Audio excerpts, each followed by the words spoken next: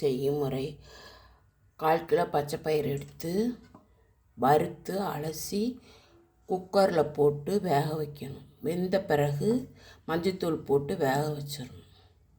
அப்புறம் இது மத்தால் இப்படி கடையணும். நல்லா கடைஞ்சிடணும். நல்லா 5-6 விசில் விட்டுருங்க. 5-6 விசில் விட்டு நல்லா அப்படி மற்ற வச்சு கடைஞ்சிடணும். அப்புறம் 2 தக்காளி, சின்ன வெங்காயம் ஒரு 10, பூண்டு 5 பல், கருவேப்பிலை,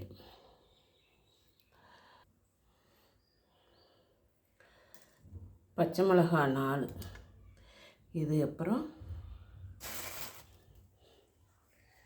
வடைச்சட்டி வச்சு எண்ணெய் ஊற்றி அடுப்பத்தை வச்சு வடைச்சட்டி வச்சு எண்ணெய் ஊற்றி கடுகு போட்டு கடுகு பொரிஞ்சதும்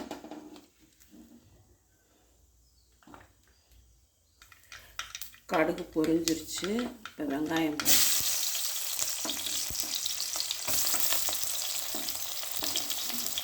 பச்சை மிளகாய் கருவேப்பிலை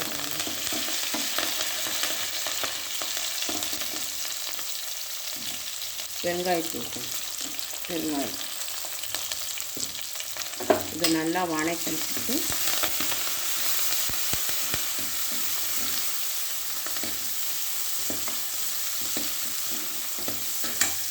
தக்காளியும் போட்டு 2 தக்காளி எடுத்து வச்சுங்க.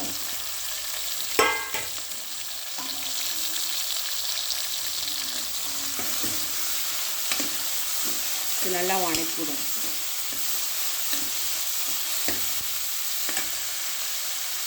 பச்சைப்பயிர் குழம்பு செய்யும் முறை: தக்காளி நல்லா வெந்துடும். நல்லா மத்தை போட்டு நல்லா நசுக்கி.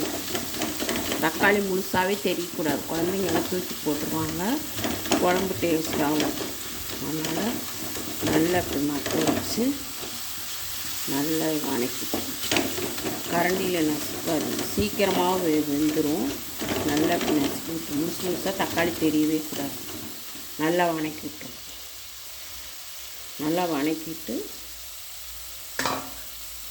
பருப்பு எடுத்து ஊற்றிடும். கடைஞ்சோம்ல அந்த பருப்பு எடுத்து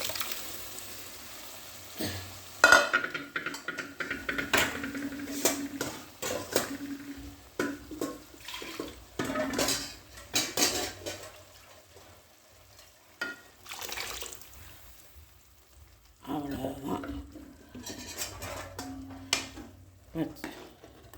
உப்பு வேகையிலே போட்டுக்கலாம், மறுபடியும் போட்டுக்கலாம். தேவையான உப்பு போட்டு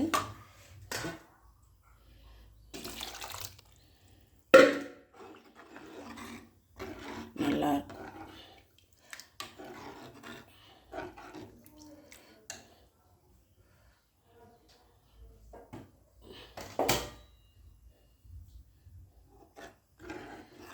பச்சைப்பயிர் குழம்பு ரெடி.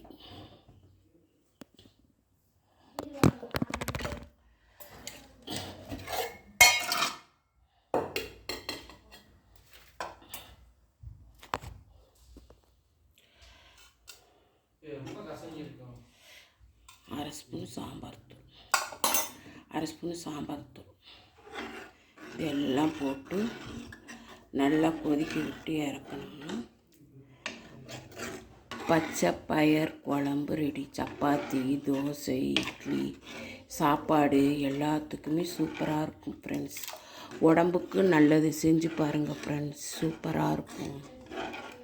நல்லா கொதிக்க விட்டு இறக்கிட்டிங்கன்னா அவ்வளோதான்.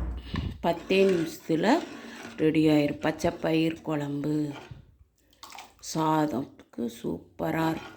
நெய் விட்டு சாப்பிட்லாம், நல்லெண்ணெய் ஊற்றி சாப்பிட்டிங்கன்னா சூப்பராக இருக்கும்.